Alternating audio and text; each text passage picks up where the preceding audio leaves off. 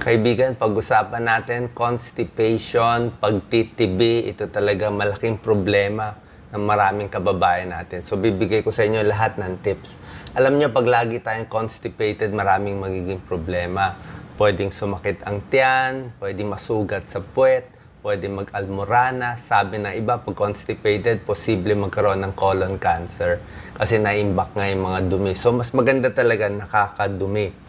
So, ito mga dahilan bakit hindi makadumi ang isang tao. Pakita natin, Doc Lisa, hindi ka gumagalaw. Pwede na stroke, pwede may sakit, nakahiga lagi o lagi lang nakahiga. Yan, basta pag hindi gumagalaw, mas constipated, kailangan gumagalaw. Baka nagbago ka ng routine, umaalis ka, nagta-travel. Minsan kung may stress, may away, diba? Pag may away, biglang titigil hindi ka naiihi, hindi ka nadudumi. Kasi nga, nai-stress ka. Mayroon biglang may problema.